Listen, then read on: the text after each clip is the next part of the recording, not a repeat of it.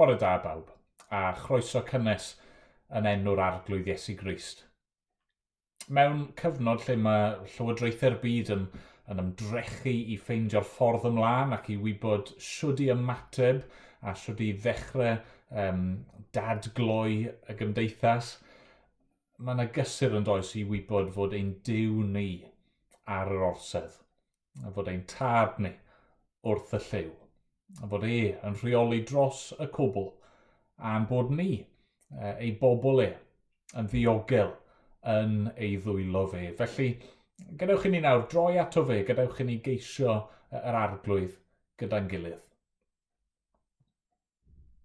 O Dduw ein tad, a thad ein harglwydd Iesu Grist.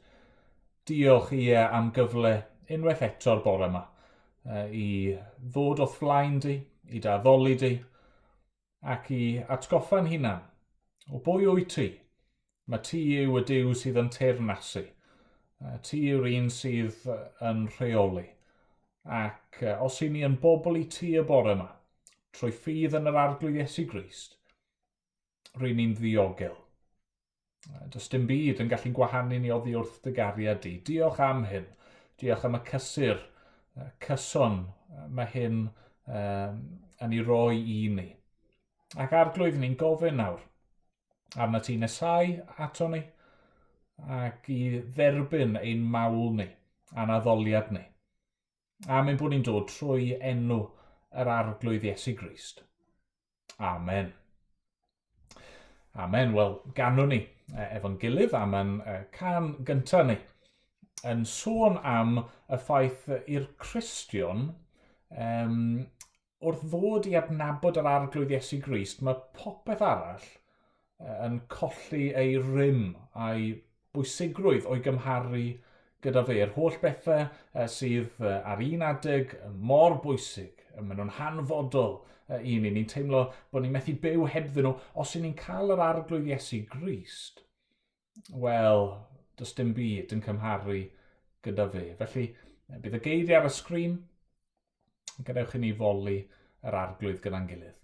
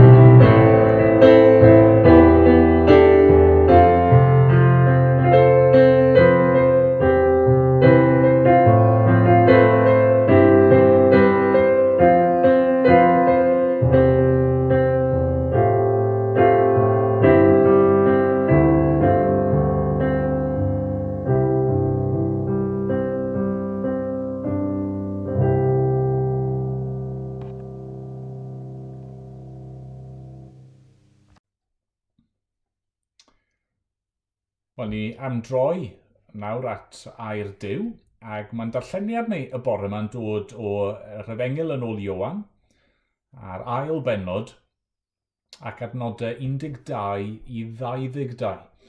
Ond cyn i fi ddarllen, falle bod werth i fi esbonio ychydig bach, achos falle bydd rai o'ch chi'n cofio fi'n dweud nôl ar ddechrau'r gyfres yma, mae llyfr Ioan yn eitha gwahanol i'r efengylau eraill, llyfrau Mathew, Marc a Luc. Mae yna rai pethau yn y llyfrau yna, dyw Ioan ddim yn sôn amdanyn nhw. A mae yna rai pethau yn efengyl Ioan, dyw'r tri arall ddim yn sôn amdanyn nhw. Ond yna mae ydych chi adran fel hon sydd dan sylw bore yma, sydd yn wahanol eto, achos mae'r digwyddiad yma, neu digwyddiad y tebyg yn ymddangos yn y 4 llyfr. Iesu yn glanhau y deml, yn clirio'r deml o anifeiliaid a rai oedd yn gwerthu ac yn prynu ac yn cyfnewid arian. Ond mae Mathew, Marc a Luc yn cyfnodi'r digwyddiad ar ddiwedd gweinidogaeth Iesu, jyst cyn iddo fe farw. A mae Ioan fan hyn yn gosod y digwyddiad ar ddechrau gweinidogaeth Iesu. Felly, falle bod ni'n darllen yr hanesion yma, ni'n crafu'n pen, beth sy'n mynd ymlaen fan hyn.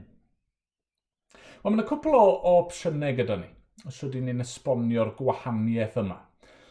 Nawr bydd y rai sydd ddim yn derbyn fod y Beibl yn air Dduw, a bod yn awdurdodedig, yn dweud, wel, just camgymeriad sydd dyn ni fan hyn. Mae Ioan, neu Mathew, Marc a Luc, yn drysu. Ond dyw hynny ddim yn gwneud synwyr a gweud y gwir, oherwydd mae'r cofnodion sydd dyn ni mor ofalus, mor ddibynadwy. Mae Ioan yn dydy, mae mor fanwl, mae'n rhoi yr trefn ac yn dweud, digwyddodd hyn, a wedyn tranoeth digwyddodd hyn, a wedyn ar ôl tridiau digwyddodd hyn.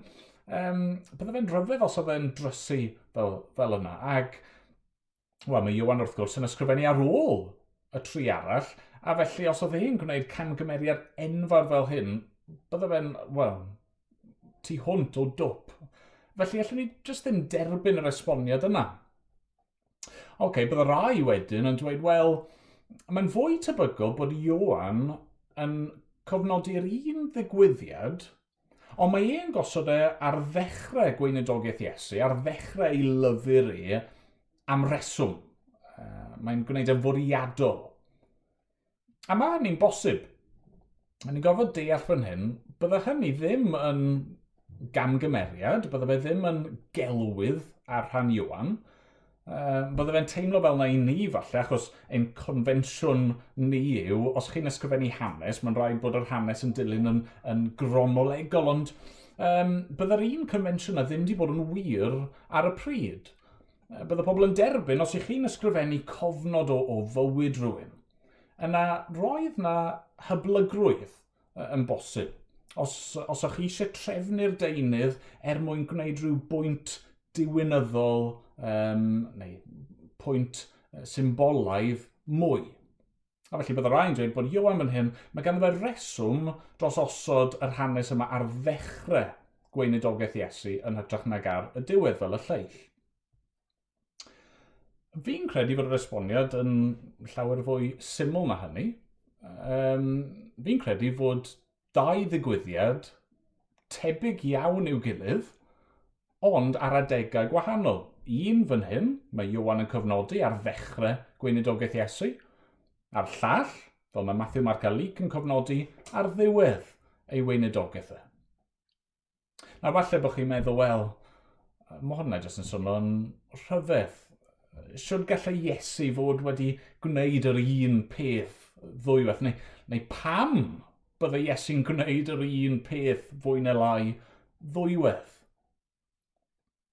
O'ch chi'n gweld y gwir yw, i ni fel pobl yn araf iawn i ddysgu. Nag i ni.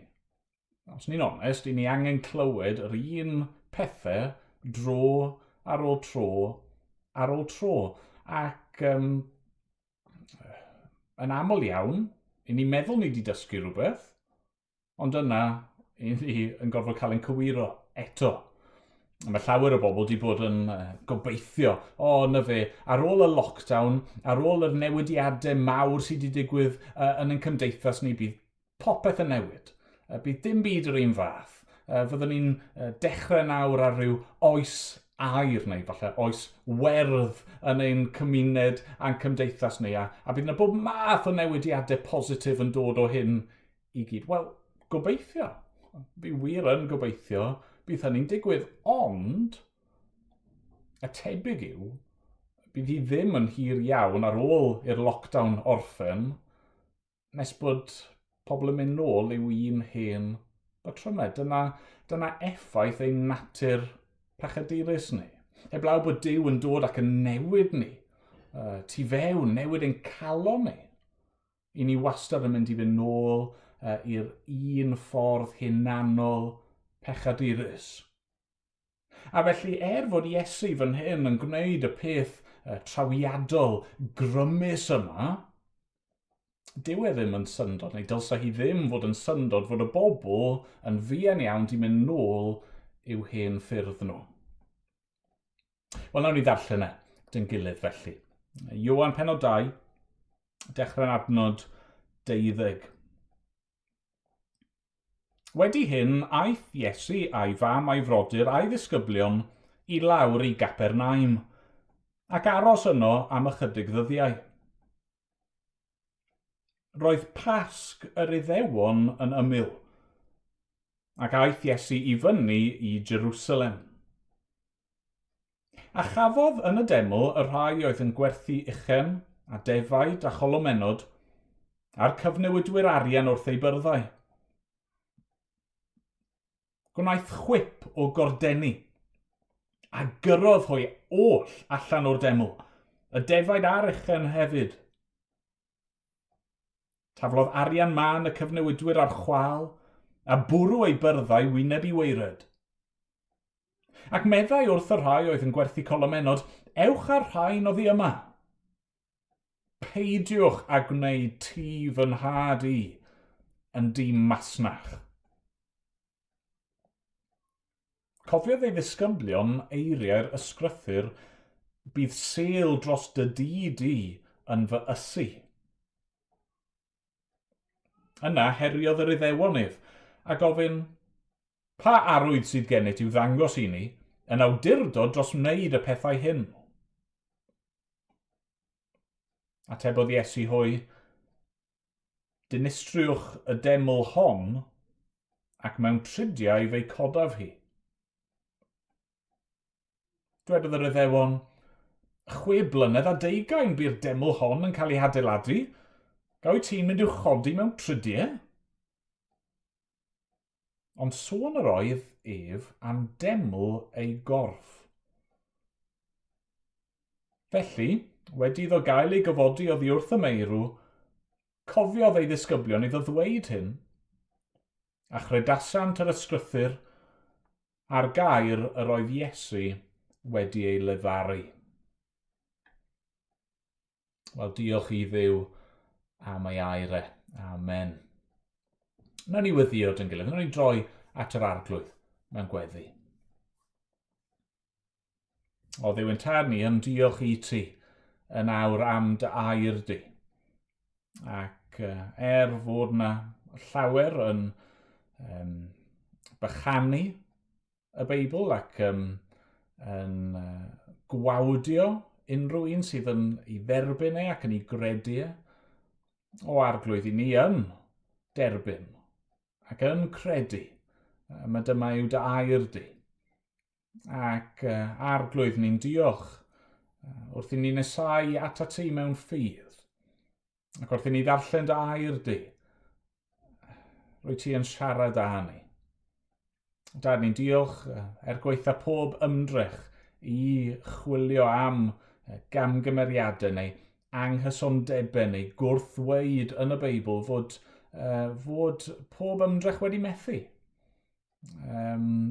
Arglwydd, ni'n diolch fod yna esboniadau resymol i unrhyw unrhyw beth sydd yn ymddangos ar y darlleniad cyntaf fel gwrthweud. Ond dad, i ni yn gwybod fod y pethau hyn yn gorfod cael ei derbyn trwy ffydd ac arglwydd ni'n gwybod fod ti yn gorfod dod yn nerth dy ysbryd glân di ac yn gorfod agor ein llyged ni i weld y pethau hyn a'i derbyn nhw a'i credu nhw. Felly arglwydd dyna yw ein gweddi ni nawr am bob un sydd yn gwrando i'r oedfa hon. Bydde di'n ein helpu ni. Helpu ni i glywed y lais di. I weld yr arglwydd Iesu Grist. I weld e fel y mae e. Nid fel i ni eisiau fe fod. Nid fel i ni wedi dychmygu y mae e. Nid fel falle i ni wedi credu mae e yn y gorffennol. Ond gad i ni weld pwy yw Iesu. Sut mae e yn cyflwyno'i hunan i ni. Ac arglwydd gad i ni ei addoli e. O arglwydd i ni yn gofyn nawr a bydde di'n ein helpu ni. Mae yna lawer o pethau ni'n darllen yn yr efengil yma sydd yn anghyfarwydd i ni. Ac arglwydd i ni angen dy gymorth di, os gweli di fod yn dda.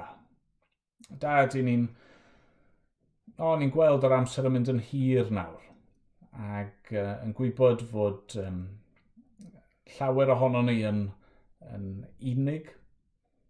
Ni'n gofyn arglwydd y bydde di dy hun yn nesau ac yn gymorth ac yn gwmni os gweli di fod yn dda.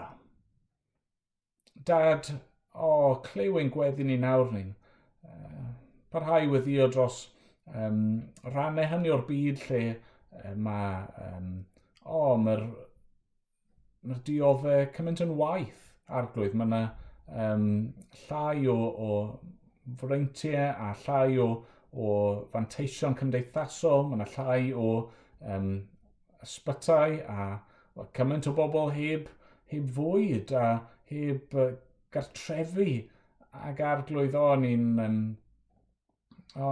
torri'n calon ni wrth i ni weld effaith pechod ar y byd yma. A ni'n gofyn arna ti i dosturio, arna ti i drigarhau. Ni'n gofyn arglwydd arna ti i weithio yn ein byd ni. Tro bobl ata ti dy hun. Dena pobl at yr arglwydd Iesu. O dad, derbyn ni nawr yn ddiolchgar. Clyw ein gweddi ni. Am ein bod ni'n dod yn enw ac yn heiddiant yr arglwydd Iesu Grist. Amen. Amen. Wel, cyn bod ni'n troi edrych ar air Dduw gyda'n gilydd, mae dad yn mynd i esbonio rhywfaint am Emyn. Emyn sydd yn sôn am y deml.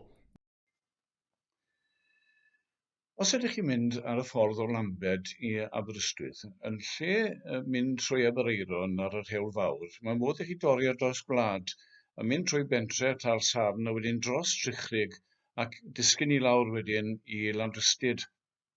Ac mae'r dyn i ni'n mynd i sôn amdano fe nawr ac am Emyn o'i waith yn dod o ardal Trichrug, hynny yw un aned yn Cilio Eiron oedd e, ond yn ifanc oedd fe'n bugeilio ar lethrau Trichrug a fe gymrodd yr enw Iago Trichrug yn enw barddol arno fe ei hunan. Gof oedd e wrth ei arwedigaeth, dyn enw James Hughes oedd ei enw iawn e, a fe ath e yn 20 mlwydd oed i fyw i Lundain, a fyna bu am ran fwy o weddill ei fywyd. A dod yn 1823 yn weinidog ar gapel enwog y Methodistiaid Cymreig yn Llundain, sef capel Diwyn.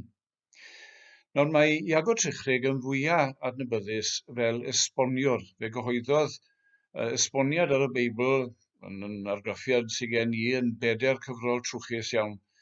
Ac fe ath esboniad James Hughes yn adnabyddus iawn ac yn enwog iawn trwy Gymru ac yn boblogaidd iawn.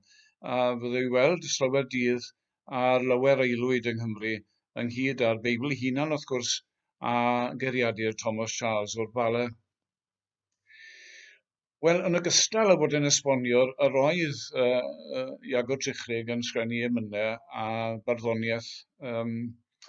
Ac un o'r emynau ni'n mynd i edrych arno fe nawr, Emyn a gyhoeddwyd yn 1823 y flwyddyn y daeth yn weinidog Capel Diwyn. I ddeall yr emyn yma, mae'n rhaid i ni gofio bod yr Hen Testament yn edrych ymlaen at ddyfodiad Crist mewn llawer o ffyrdd. Ac roedd pethau yn yr Hen Testament yn cael ei gweld, yn cael ei dehongli fel arwyddion o agweddau ar fywyd a pherson Crist a'i waith. I ni'n defnyddio'r term cysgodion ar eu cyfer nhw'n aml iawn, ac un o'r prif gysgodion mewn gwirionedd oedd y deml a'r pethau oedd yn y deml. Rhain yn cael ei gweld fel symbolau, fel gysgodion o agweddau ar fywyd a gwaith Crist. A dyna welwn ni yn yr emyn ni'n mynd i edrych arno fe nawr gyda'n gilydd. I ddeall yr emyn, mae'n rhaid i ni ddechrau trwy fynd at lyfr y datguddiad. Ac yn arbennig i datguddiad pennod 11. Nawr, yn fyna, mae 'na 7 wytgyn wedi bod yn cael eu canu yn eu tro. Ac ar ôl canu'r 7fed utgorn yn pennod 11, mae 'na lefau yn torri allan y nefoedd yn datgan bod teyrnasoedd y ddaear wedi dod yn eiddo i Dduw. Ac yn sgil hynny, mae 'na ryw arfoledd yn torri allan yn y nefoedd. Ac yna fe gewch chi'r adnod yma. Ac agorwyd teml Dduw yn y nef, a gwelwyd arch i gyfamod ef yn ei deml ef. A dyna sydd gyda ni mewn gwirionedd yn y cwpled agoriadol yn yr emyn yma, adlais yn wir arall eiriad o'r geiriau yna. Agorwyd teml yr Arglwydd yn y nef, a gwelwyd arch i lân gyfamod ef. Hynny yw, canolbwynt y deml yn y lle sanctaiddiola yn y deml, y lle mwyaf sanctaidd yn y deml, a cysig yr sanctaiddiola, yr oedd yr arch offeiriad yn cael mynd i'r cysig yna, dim ond unwaith yn y flwyddyn. Yr oedd yr arch yma yn symbol o bresenoldeb Dduw. Ac roedd yn rhywbeth o gist o aur, ac yn y gist yma wedyn, yr oedd y cyfraith Dduw llechi y deg orchymyn. Ond i ddeall y cyfan yn llawn, mae'n rhaid i ni fynd at ddiwedd Llyfr y Datguddiad. Ac yn fyna, mae yna weledigaeth o nefoedd newydd a deiar newydd ac o'r Jerusalem newydd. Yr hyn sy'n cael ei ddweud am y Jerusalem newydd, yn un Datguddiad 21 erbyn hyn. A theml ni welais ynddi, sef yn y Jerusalem newydd. Canis yr Arglwydd Dduw holl alluog ar oen yw ei theml hi. Hynny yw, does dim angen teml allanol nawr, achos mae presenoldeb Dduw gyda ni yn Christ. A dyna gawn ni yn yr ail gwpled yn y pennill gyntaf. Mae'r teml i weld yn y nefoedd, am beth yw'r deml mewn gwirionedd, ond person Christ. Holl rhyfeddodau person Christ a'i waith, a welir yno i dragwyddoldeb maith. Nawr, yr oedd y gist yma, yr arch yma, ar ben yr arch, yr oedd ceuad yr arch yn aur. Roedd y cyfan yn aur, y cyfan yn ddisglair iawn, ac ar bob pen i'r ceuad yma, oedd yn cael ei alw y drigareddfa, yn Saesneg, the mercy seat. Ar bob pen i fyna, yr oedd yna gerflun o geriwb, o fod nefol, a'n edrych i mewn fel petai ar y drigareddfa. A dyna gawn ni yn yr ail bennill mewn gwirionedd. Mae yna sôn am disgleirdeb, mae yna sôn am y ffaith bod y gyfraith yna yn llawn ac yn bir, cyfiawnder Dduw sydd yno'n disglair iawn, a'r gyfraith bir bob iot ohoni'n llawn. Ond i bechadu'r melys yw y sain bod trigareddfa hefyd rhwng yr rhain. Hynny yw, mae Dduw yna yn ei sancteiddrwydd, cyfiawnder Dduw, cyfraith Dduw yn ei sancteiddrwydd, ond mae bechadur yn gorfoleddu mewn gwirionedd fod yna drigareddfa hefyd ar ben yr arch fel rhwng y cyriwbiad. Ac yna mae'r pennill nesaf yn sôn am yr archoffeiriad, na roedd yr archoffeiriad ond yn cael mynd mewn i'r gyseg y sanctaidd yma unwaith yn y flwyddyn, ac yn mynd gyda yn ei wisgoedd hardd arbennig, yn mynd gyda gwaed y berthau gyda fe, ac yn teinellu'r gwaed yma ar y drigareddfa ac o flaen y drigareddfa, i ddangos eto bod Dduw yn derbyn yr aberth yma yn cael ei gymodi a dynion, hynny yw dydd mawr y cymod oedd yr enw ar y diwrnod yna. Dyna gawn ni yn y pennill nesaf yma.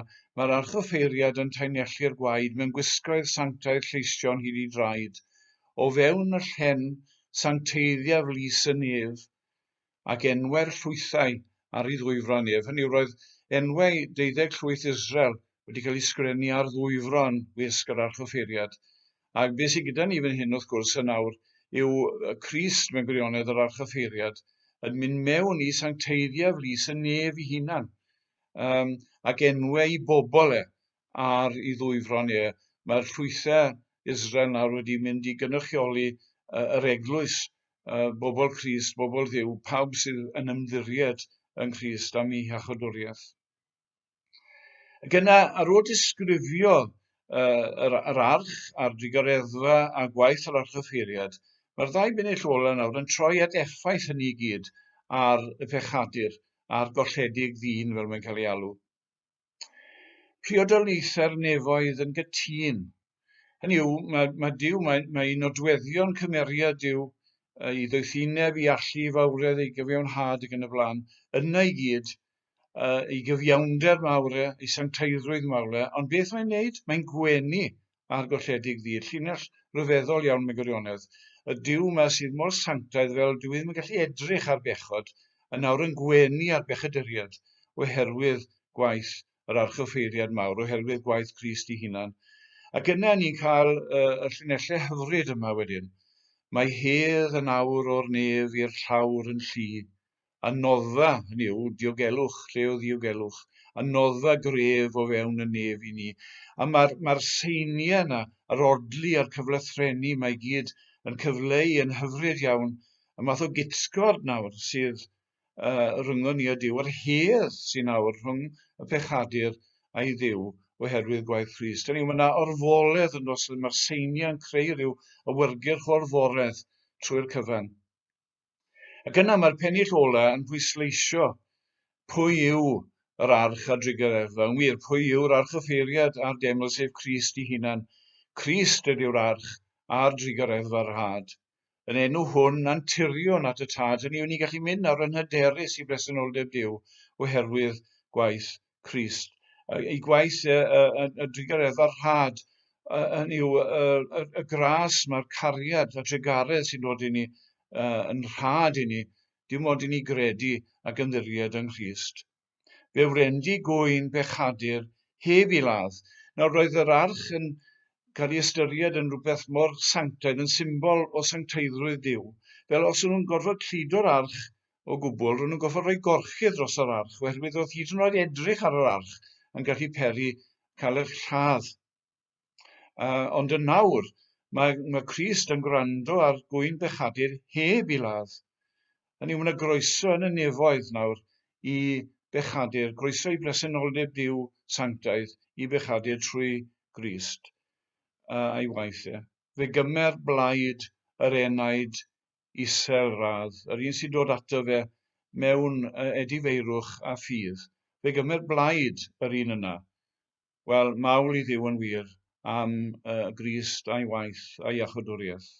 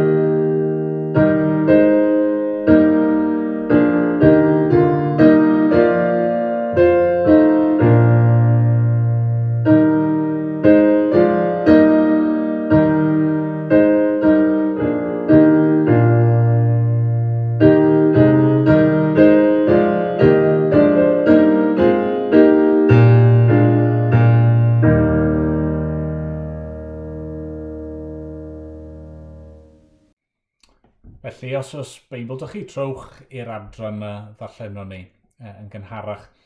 Ac unwaith eto, be ni'n gweld yw fod Ioan eisiau dangos rhywbeth i ni am yr arglwydd Iesu Grist. A mae'r hyn ni'n mynd i weld y bore yma, falle'n agwedd o gymeriad yr arglwydd Iesu fydd yn llai cyfarwydd neu yn llai cyfforddus i rai ohono ni. Os ni'n onest, y ddelwedd sydd gan lot o bobl o Iesu yw y lluniau na chi'n gweld mewn straeon plant neu mewn ffenestri lliw eglwysig. Yr Iesu sydd, falle'n gallu cael ei grynhoi yn y geiriau Saesneg, gentle Jesus, meek and mild. Ac wrth gwrs, roedd Iesu yn dyner. Roedd Iesu yn addfwyn ac yn raslon, yn faddeugar ac yn amyneddgar. Roedd Iesu'n llawn o gariad. Ond mae yna fwy i Iesu na hynny. Mae'r Beibl yn disgrifio Iesu fel llew, bod ni yn aml yn ceisio dofi y llew hwnnw.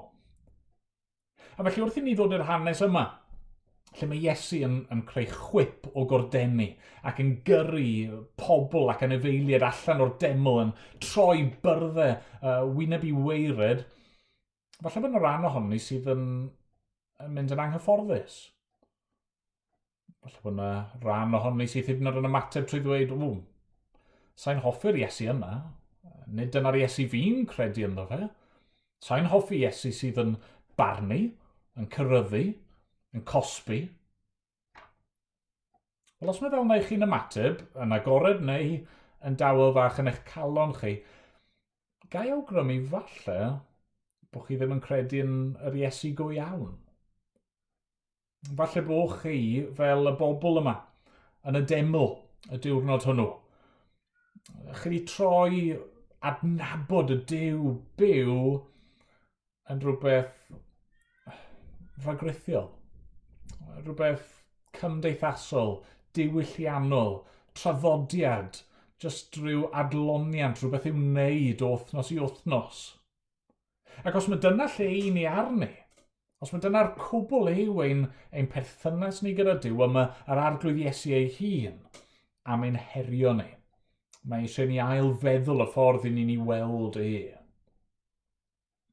Nawr, yn amlwg, mae'r hanes yma yn cylchdroi o amgylch y deml. A felly, ni'n mynd i weld bore yma nifer o bethau oedd yn wir am y deml. Y peth gyntaf ni'n gweld yw hyn, roedd y deml yn le i aberthu. Roedd y deml yn le i aberthu. Ar ôl y briodas yng Nghana, mae Iesu a'i deulu a'i ddisgyblion yn mynd i Gapernaum am ychydig. Ac yna maen nhw'n mynd lan i Jerusalem. A reswm sy'n cael ei roi pan bod nhw'n mynd i Jerusalem yw oherwydd roedd Pasg yr Iddewon yn ymyl. Nawr, nawn ni weld y geiriau yna'n ymddangos sawl gwaith yn Efengil Ioan. Mae'r Pasg yn cael llawer o sylw. Mae'n amlwg fod Ioan yn gweld y Pasg, yr oil flynyddol yna, lle roedd pobl Dduw yn dathlu ei achubiaeth nhw o wlad yr Aifft. Mae Ioan yn deall hynny fel rhywbeth allweddol i esbonio bywyd, marwolaeth a gweinidogaeth yr arglwydd Iesu. Y Pasg pan roedd oen wedi ei ladd gan bob teulu, y gwaed yn cael ei roi ar bist y drysau mwyn arbed bywyd y cyntaf-enedig. Mae Ioan yn dweud, mae hwnna yn arwyddocaol. Nawr, roedd gan y deml hanes ddiddorol iawn, falle bod chi'n gyfarwydd ar hanes. Ar ôl i Dduw achub y bobl o'r Aifft, roedd yna gyfnod lle oedd e'n cwrdd â nhw yn y tabernacl mewn pabell. Ond yna wedi iddyn nhw gyrraedd i gwlad ei hun a sefydlu hunan yng ngwlad yr Addewid, mae Duw yn gorchymyn adeiladu teml. Mae hynny'n digwydd yng nghyfnod Solomon a i dad y brenin Dafydd. Ac yn ôl pob tebyg oedd y deml gyntaf yna yn rhyfeddod. Oedd e'n wych, yn ysblenydd. Ond nath y deml gyntaf yna cael ei ddinistrio. Oedd y bobl yn anifydd i Dduw. Nath nhw anghofio am i Dduw nhw a'i gymryd e'n ganiataol. A nhw'n credu, allan ni wneud beth bynnag i ni eisiau, a ddoli Duwiau eraill, jyst bod ni'n cario ymlaen i aberthu yn ôl y drefn, bydd popeth yn iawn, ond dyma Duw yn dweud, wel na. A dyma Duw yn anfon y Babyloniad i'w trechu nhw, a'i clirio nhw allan o'r deml, allan o Jerusalem, allan o'r wlad, a'i mynd â nhw i geithglyd. Yna, ar ôl gyfnod yn y geithglyd, daethon nhw nôl, nath Jerusalem a'r deml cael ei hail adeiladu, ond doedd yr ail deml na ddim cystal. Oedd e ddim mor fawreddog. Ac yna, oedd yna gyfnod arall lle nath fwy o waith ddigwydd ar y deml yng nghyfnod y brenin Herod.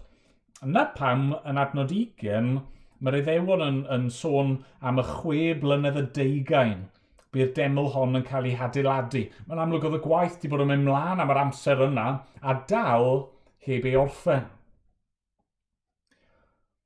Ond oedd y deml yn fwy na just adeilad, crand. Oedd y deml yn symbol o'i braint nhw fel pobl Dduw. Ac eto ar yr un pryd oedd y deml yn rybydd gan Dduw fod angen aberth mwyn nesau ato fe. Chi'n gweld oedd holl strwythyr y deml yn adlewyrchu hynny. Oedd Duw yn bresennol, na ni feddwl fwy am hynny mewn moment, ond mwyn dod at Dduw, wel roedd hynny'n beth peryglus. A gweud y gwir, oedd e'n amhosib heb aberth. Oedd unrhyw un yn gallu dod i tu allan y deml, ac oedd rai yn gallu dod i'r cwrt mewnol. Os o'ch chi'n offeiriad, o'ch chi'n gallu dod i fewn i'r cysygr. Os o'ch chi'n archoffeiriad, o'ch chi'n gallu mynd unwaith y flwyddyn, reit i'r cysygr mwyaf sanctaidd i bresenoldeb Duw. Ond yr unig ffordd oedd unrhyw un yn gallu gwneud unrhyw un o'r pethau hynny oedd gyda aberth. A mi credu bod yn y berygl i ni anghofio hynny weithiau. I ni'n dofi Duw. I ni'n anghofio am sancteiddrwydd Duw, am ei byrdeb e. Ond os ych chi'n darllen drwy'r Hen Testament, beth sydd yn dod yn amlwg yw, os ych chi eisiau nesau at y Duw sanctaidd a ffyr a glân yma, mae angen aberth. I ni gyd wedi crwydro fel defaid, i ni gyd i mynd yn ffordd ein hun, i ni gyd i syrthio'n fyr o ogoniant a safon perffaith Duw. Mae'r Beibl yn dweud mae cyflog ein pechod ni yw marwolaeth, a'r unig ffordd i ddelio gyda pechod, yr unig ffordd i wneud iawn am bechod yw trwy aberth. Fod na ddirprwy, fod na substitute, rhywbeth neu rhywun yn marw yn fy lle i. Felly roedd y deml yn le aberth. Mae rhaid mi ddeall hynny wrth i Iesu a'i ddisgyblion a'r bobl fynd i Jerusalem adeg y Pasg, y cyd-destun yw aberth. Ond wrth gwrs, pwrpas yr aberthau ni wedi cyffwrdd ar hyn oedd mwyn nesau at Dduw. A felly'r ail beth ni'n gorfod deall am y deml yw, roedd y deml yn le i gwrdd a Duw. Nawr wrth gwrs, mae Duw yn holl bresennol. Mae Duw yn llon bob lle, yn bresennol ym mhob man. Ond oedd Duw wedi dewis gwneud ei bresenoldeb e'n amlwg fan hyn, yn y deml. Oedd Duw yn ei ras a'i drygaredd a'i amynedd wedi dweud, bod chi wedi pechu, bod y ddynoliaeth wedi gwrthryfela yn fy erbyn ni, fe gewch chi nesau ato fi gydag aberth fan hyn. A felly, pan mae Iesu'n cyrraedd y deml, mae'r olygfa sydd o'i flaen yn cynhyrfu dicter diwiol ynddo fe. Be mae fe'n gweld? Wel, mae'r deml neu'r cyrtiau allanol yn y deml yn llawn dob o bobl ac anifeiliaid. Mae fel dydd Mart. Mae yna uchen, mae yna ddefed, mae yna golomenod, mae yna gyfnewidwyr arian a busnes yn digwydd ym mhob man. Ac ar un lefel gallwn ni ddeall pam fod hynny wedi digwydd. Ni wedi gweud bod Iesu a'i ddisgyblion wedi teithio lan i Jerusalem a bydden nhw wedi gwneud hynny yn gyson ac oedd yna bobl yn teithio o llawer pellach nag o'n nhw wedi wneud mwyn mynd i addoli i gyflwyno i ebyrth nhw. Oedd yna rai fydd yn dod o bellteroedd o wledydd eraill. A felly, yn hytrach na bod nhw'n dod â'i anifeiliaid eu hunan yr holl ffordd, oedd e'n llawer rwyddach i brynu un ar ôl cyrraedd Jerusalem. Ac wrth gwrs, y peth ola byddwch chi eisiau yw bod chi yn mynd i'r ymdrech o ddod ar ryw uchen neu dafad eich hunan o adre yn carto fe am filltiroedd hir, dim ond i ddod i'r deml a bod yr offeiriad yn dweud, wel, na, dwi ddim yn ddigon da, dwi ddim yn dderbyniol, mae'n y nam arno fe. A felly, yn ddigon naturiol, oedd yna system wedi datblygu lle o'ch chi'n gallu prynu eich aberth chi ar ôl cyrraedd Jerusalem.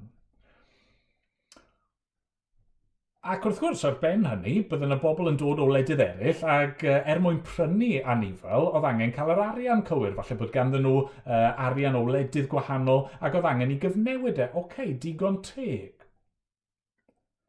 Ond yr awgrym yw bod yna system wedi datblygu, system twyllodrus, system llwgwr. Ac unwaith eto ni'n gallu dychmygu yn ddigon rwydd pam neu sut bydde hynny wedi datblygu. Os oedd pobl yn gorfod prynu eich anifail chi yn Jerusalem, wel oedd y temtasiwn i godi'ch pris yn doedd. Ac os o'ch chi'n gyfnewidio'r arian ac oedd pobl yn dibynnu arno chi mwyn newid i arian nhw, mwyn prynu anifail yn y farchnad yma, wel oedd yna temtasiwn i chi i godi comisiwn ac i roi rhyw exchange rate gwael. Mae'n amlwg mae beth sydd wedi datblygu fan hyn yw system lle oedd nesau at Dduw jyst yn ffordd o dwyllo. Oedd nesau at Dduw a cynnig aberth jyst yn transaction ariannol. Ar ben hynny, os oedd hynny ddim yn ddigon gwael, oedd yr holl prynu a gwerthu'r prysurdeb yma yn digwydd yn y deml. Yn y cwrt allanol, lle oedd fod hawl gan unrhyw un, hyd yn oed pobl o'r cenhedloedd eraill, i ddod i nesau at Dduw, i'w geisio fe a'i addoli e, myfyrio ar ei air a gweddio arno fe. Ond wedi troi'r lle yna, y lle sanctaidd yna, y lle oedd Dduw wedi presennoli hun a gwahodd pobl i ddod i'w adnabod e, ond wedi troi e mewn i ffair. Fel mae Iesu'n dweud, peidiwch â gwneud ti fy nhad i yn di masnach. Ond nhw wedi anghofio, beth yw'r deml go iawn? Nawr gai ofyn, ydyn ni'n mynd trwy rhywbeth tebyg ar y foment? Peidiwch camddeall fi ddim yn dweud fod Duw di anfon y coronavirus fel cosb ar y byd. Sa'n mynd i fod mor hi a dweud bod fi'n gwybod meddyliau Duw. Mae feddyliau ei yn uwch na'n meddyliau ni. Ond mae'r Beibl yn dangos yn ddigon clir fod yna adegau lle mae Duw yn defnyddio trychinebau naturiol a pethau yn y byd yma mwyn ein disgyblu ni, mwyn ein hysgwyd ni, mwyn ein cael ni i ailfeddwl, mwyn dangos i ni bod ni'n byw mewn byd syrthiedig, i ddangos i ni bod yna ddiwedd i fywyd a bod yna farn yn ein disgwyl ni. A fe nath e'n haro i fod y pandemig yma wedi cael effaith tebyg iawn i Iesu yn glanhau'r deml fan hyn, ond o. Hynny yw, i ni gyd, yn erbyn yn ewyllus ni, wedi cael ein clirio allan o'n mannau addoli arferol. A falle fod hynny wedi digwydd mwyn i ni i holi'n hunan beth yw fy sefyllfa i ger bron Duw. Sut mae fy mherthynas i gyda Duw? Oes perthynas go iawn gen i ar arglwydd.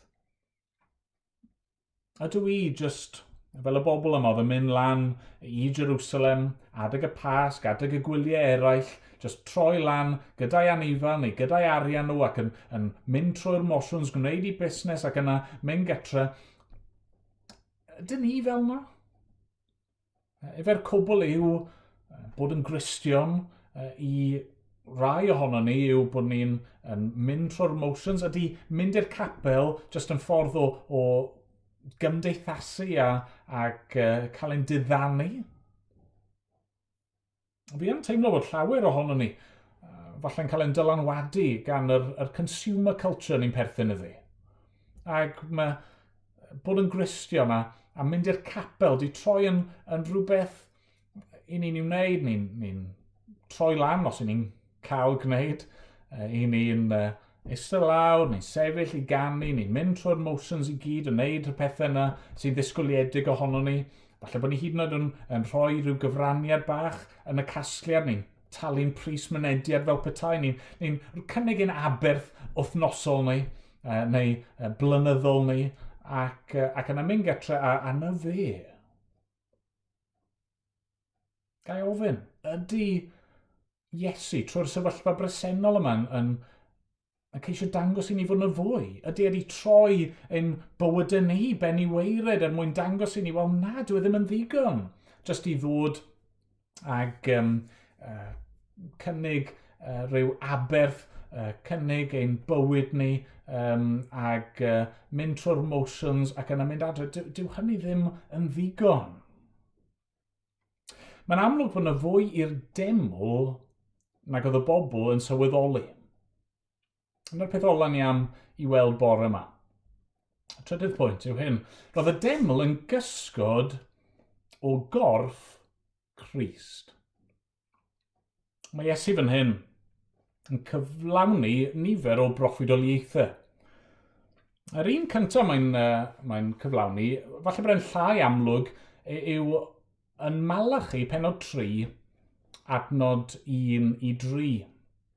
Na ni wedi clywed o llyfr Malachi o'r blaen yn doch, chi'n cofio, wrth sôn am Ioan fydyddiwr. Oedd Malachi di ragweld bod yna un yn mynd i ddod. Un yn nerth Elias mwyn paratoi ffordd yr arglwydd. A ni wedi gweld mae Ioan oedd hwnnw. Wel, yn Malachi pennod 3, ni'n darllen hyn. Wele fi yn anfon fy nghenad i baratoi fy ffordd o'n blaen. Ac yn sydyn fe ddaw'r arglwydd yr ydych yn ei geisio i mewn i'w deml. Mae cenad y cyfamod yr ydych yn hoff ohono yn dod, medd arglwydd y lluoedd. Pwy a all ddal dydd ei ddyfodiad, a phwy a saif pan ymddengys. Mae fel tân coethydd ac fel sebon golchydd. Fe eistedd i lawr fel un yn coethi a ffuro arian. Ac fe bira feibion lefi a'i coethi fel air ac arian, mwyn iddynt fod yn addas i ddwyn offrymau i'r arglwydd.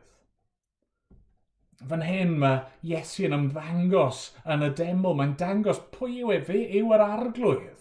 Sydd wedi dod yn sydyn i'w deml. Doedd neb yn gallu sefyll o'i flaen e.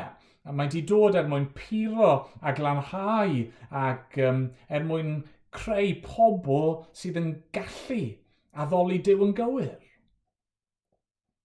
Yna, mae'n amlwg fod yr disgyblion yn gweld bod Iesu'n cyflawni rhywbeth arall. Maen nhw'n cael ei atgoffa wrth weld gweithredoedd Iesu o geiriau o Salm 69 adnod 9. Yn adnod 17 ni'n darllen cofiodd ei ddisgyblion eiriau'r ysgrythyr, bydd sêl dros dy di yn fy ysu. Neu fel mae'n ymddangos yn Salm 69, mae sêl dy di wedi fy ysu. Mae fel tas nhw'n gwybod bod Iesu fan hyn yn gwneud rhywbeth sydd yn mynd i'w gostio fe. Maen nhw'n gweld y sêl yma sydd ganddo fe dros tŷ ei dad, tŷ Dduw, y deml, y man lle oedd Dduw yn presennol ei hun, a maen nhw'n gwybod bod y sêl yma yn mynd i gostio, bod e'n mynd i arwain yn y pen draw at ei farwolaeth e. Ond yna mae Iesu yn gwneud yn amlwg bod e'n cyflawni rhywbeth hyd yn oed yn fwy na hynny. Mae wedi dod i gyflawni yr hyn oedd y deml ei hun yn arwydd ohoni. Edrychwch ar adnod 18 ymlaen. Yna heriodd yr Iddewon ef a gofyn, pa arwydd sydd gennyt i'w ddangos i ni? Yn awdurdod dros wneud y pethau hyn. Atebodd Iesu hwy, dinistriwch y deml hon, ac mewn tridiau fe'i codaf hi. Dywedodd yr Iddewon, 6 blynedd a 20 by'r deml hon yn cael ei hadeiladu. Gael ti'n mynd i'w chodi mewn tridiau?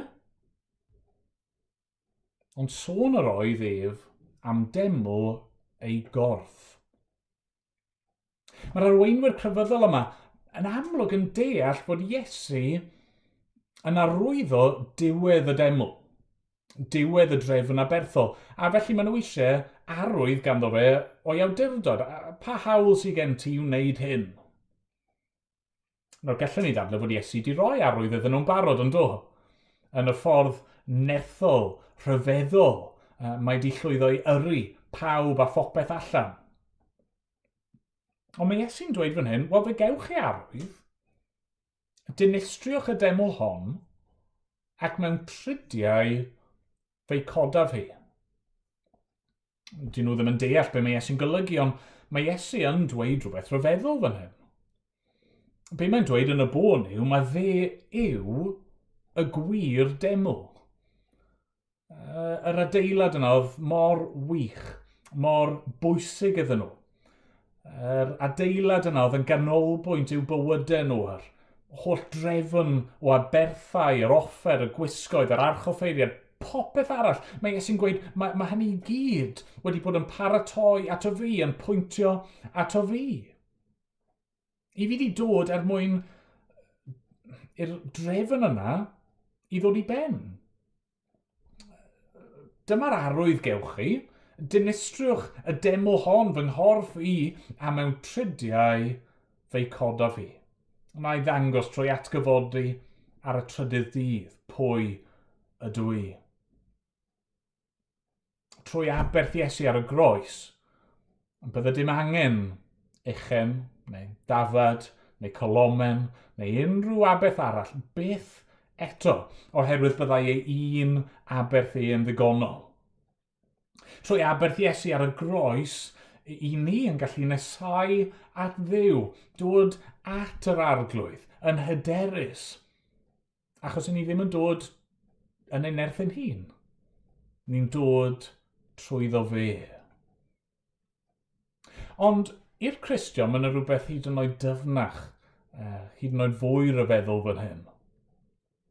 Nes ymlaen yn y Testament Newydd, i ni'n dod i ddeall fod Cristnogion yn un ar arglwydd Iesu Grist, a felly'n cael ei disgrifio fel aelodau o'i gorff e. A felly, os chi'n meddwl am y peth, corff Crist yw'r gwir deml, mae Cristnogion yn aelodau o gorff Crist, felly beth mae hynny'n ei olygu, beth sy'n wir amdano ni? Wel, ni nawr yw y deml. Yr eglwys yw teml Dduw. Yr eglwys yw'r fan lle mae Dduw trwy yr ysbryd glân yn gwneud i bresenoldeb yn amlwg. Mae pob aelod o'r eglwys yn garreg sydd yn cloi yn ei gilydd, yn uno ei gilydd, ond y cwbl mewn cysylltiad â Christ, y congolfaen. Gyda'n gilydd wrth i Gristnogion ddod ynghyd i foli Dduw, i ni'n cael ein adeiladu, yn cyd adeiladu, i fod yn deml, yn adeilad sanctaidd i Dduw. Ys dim angen teml arno ni mwyach i gwrdd â Dduw. Sdim angen i ni fynd i Jerusalem mwyach i gwrdd â Dduw. Mae Dduw ei hun di dod i'n plith ni. Mae Dduw a dyn yn cwrdd yn yr arglwydd Iesu Grist. Ac mae Dduw a dyn yn cwrdd yn ei gorff e, yr Eglwys. Wel, na pam i ni'n dyheu am fod nôl gyda'n gilydd. Nid mwyn cael ein diddanu, nid achos dyna ni wastad wedi wneud, nid achos mae dyma y traddodiad ni'n perthyn iddi. Y reswm dylsyn ni fod eisiau dod nôl at ein gilydd oherwydd mae ni, yr Eglwys, yw teml Dduw. Mae Dduw gyda ni. Mae Dduw gyda chi. Ac mae yna gysur yn hynny. Os ych chi'n Gristion, mae'r ysbryd glân yno chi a mae'r arglwydd yn agos ym mhob man, hyd yn oed pan eich ar eich pen eich hun. Ond ni'n dyheu am ddod at ein gilydd achos pan mae'r Eglwys gyda'i gilydd, mae Dduw yn gwneud i bresenoldeb yn amlwg i fendithio. Pan mae'r Eglwys gyda'i gilydd yn addoli, dyna lle mae aberth Crist yn amlygu hun a bendithion aberth Crist yn amlygu hun. Ac pan mae'r Eglwys yn dod at ei gilydd, dyna lle mae mawl i Dduw yn cael ei gynnig. O, am y dyddiau, pan cawn ni ddod at ein gilydd eto. Mwyn ei enw. Amen. Amen. Ond ni'n mynd i ganu yn awr i orffen.